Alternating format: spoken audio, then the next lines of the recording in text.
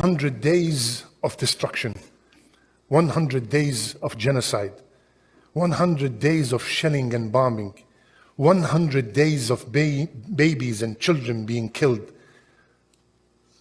Where is Allah? Where is Allah in all this? Aren't these Muslims? Aren't these people who say La ilaha illallah? Aren't these people mujahideen? They gave up their life and their belongings fi sabilillah. Where is the help of Allah Azza wa Jal? Why He does not send angels to fight with them? Why He does not shake the earth under the enemy? Why He does not send an earthquake, a flood, a strike, a sayha? Why? Where is Allah in all this? Where is Allah?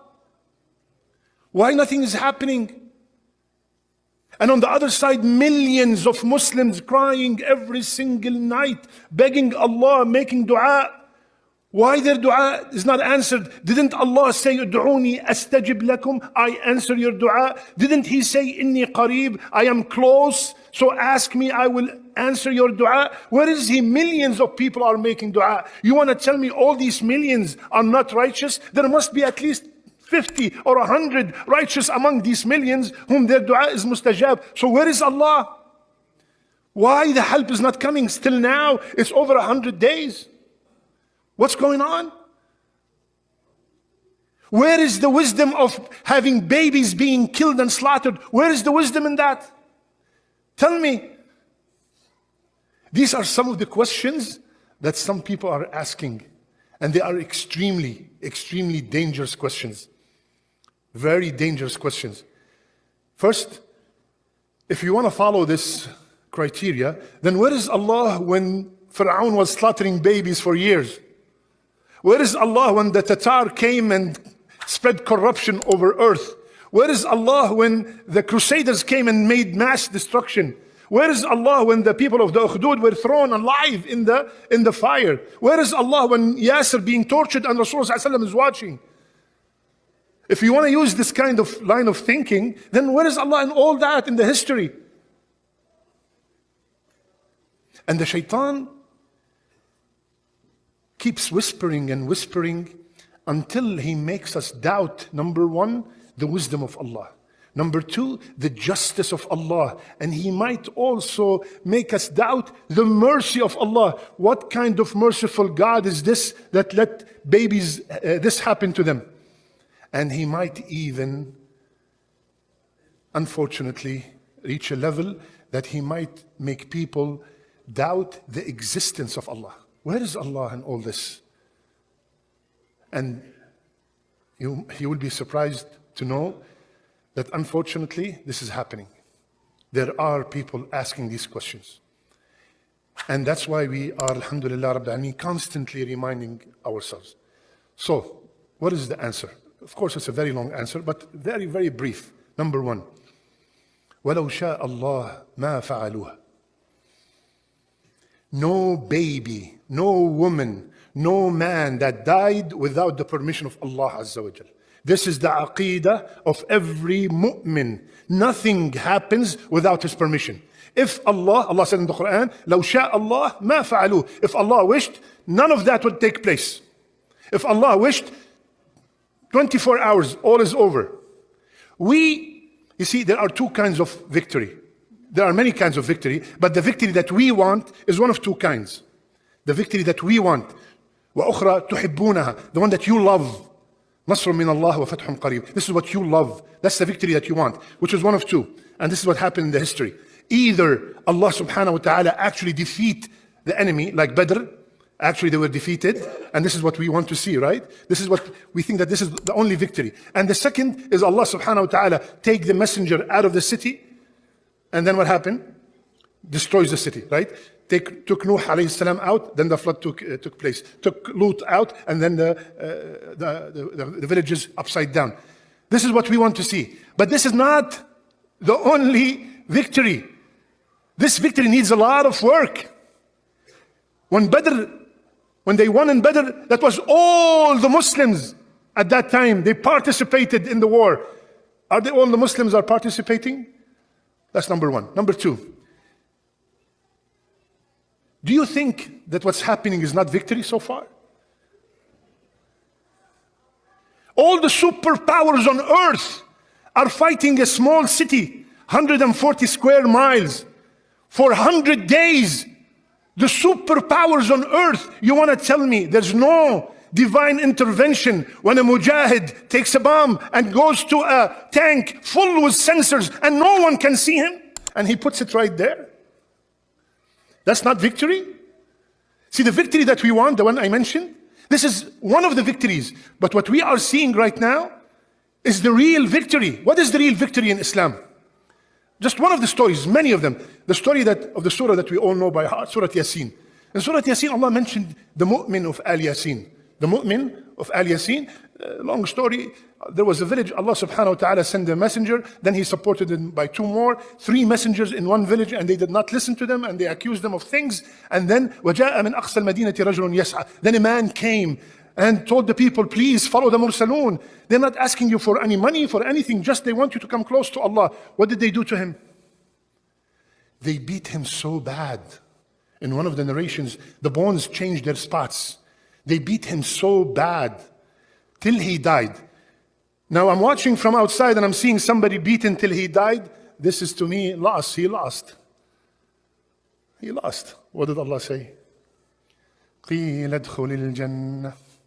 Allahu Akbar. Right away, Allah subhanahu wa ta'ala said, he is from the people of Jannah. Isn't this our goal? Isn't this the actual success? وَمَنْ زُحْزِحَ عَنِ النَّارِ وَأُدْخِلَ الْجَنَّةِ فَقَدْ فَازَ. This is the whole victory, is to be removed from the hellfire and enter Jannah. To me, I'm seeing somebody beaten and died. He lost. Allah said, قِيلَ ادْخُلِ الْجَنَّةِ. Instantly, قَالَ يَا لَيْتَ قَوْمِي يَعْلَمُونَ. Subhanallah. What kind of heart this man had. When he entered Jannah, with all the beauty of Jannah, all he was thinking about, I wish my people knew. And Allah then called him Mukrameen. He became honorable. So why didn't Allah honor him before? Subhanallah. So the real victory is to die as a Muslim. To die without any doubt in your heart. To die believing in Allah Azza wa Jal and in His Prophet. This is the victory. لو شاء الله ما فعلوا. Third or fourth. لا يسأل عما يفعل وهم يسألون. Allah cannot be questioned. Allah cannot be questioned. Have you ever went to a surgery? You wanted to have heart surgery. And did you tell the surgeon, excuse me, do not cut here, cut here. The surgeon will look at you and say, Naam Habibi, who are you? You will not dare talk to a surgeon because he is the alim and the hakim in that surgery. You do not dare talk to him. Tell him, don't cut here, don't cut this, don't put this, don't put that. You don't ask him any questions. You don't tell him what to do. We are in a place that we are being tested. When we are being tested, the known formula is the student is being asked, not the teacher. We are being asked. Allah said, no one asks me what I do. I ask the questions. You are being asked. And finally, this is one thing that we always should teach our children at a young age, so we will not have these questions, because these questions are so dangerous that if you die with these questions in mind, it's a very dangerous, very risky. Allah said, إِنَّمَا الْمُؤْمِنُونَ الَّذِينَ آمَنُوا بِاللَّهِ وَرَسُولِهِ ثُمَّ لَمْ يَرْتَابُوا. They have no doubt in their heart. So we have to teach our children the attributes of Allah. I always repeat this, and I'm going to repeat it tomorrow in my khutbah. The attributes of Allah. Who's Allah? 13 years, Muhammad sallallahu alayhi wasallam, 13 years in Mecca. What was he teaching them? How to make wudu and how to pray and how was the zakat? None! 13 years. La ilaha illallah. 13 years. La ilaha illallah. When they knew who's Allah, pray. Hadir. Sami'na wa ata'na. Leave alcohol. The Medina flooded. Put the hijab. They ripped their clothes and put the hijab. 13 years. La ilaha illallah. Aisha said, Ya Rasulullah, if you told them not to quit the alcohol from the beginning, nobody would have listened to you. So our children and us, of course, have to understand who's Allah. So when I understand who's Allah, and I know that the one who's prescribing and the one who's overwatching all this is the utmost wise, is the all wise, is the all knowledgeable. Wallahi, the feeling of relaxation and rest in your heart is amazing, priceless. Because you know that the one who's running this whole affair is the only one who knows everything, the one who knows the unseen. Just like we gave the example, they gave you the best surgeon in America, and you go there, subhanallah, you have a list of 500-600 surgeries, none was done with any glitches. You walk into the surgery room with so much confidence that why it's going to happen to me? Nothing's going to happen to me because this is the best surgeon. Can you imagine how our feeling should be with Allah Azza wa Jal? Multiply it by 1 billion times. This is how much trust and tawakkul I have in Allah that the Muslims, the people of Gaza, will be victorious. Just like I'm seeing you, I'm seeing you, seeing me. They will be victorious, but maybe not the victory that me and you wish for, or to take over and then maybe, Allahu a'lam, Allah ala kulli shay'in qadir. But the victory from the history of the Quran is not that the victory that we are looking for. There are many other victories that we are seeing some of its fruits already. إن الله وملائكته يصلون على النبي يا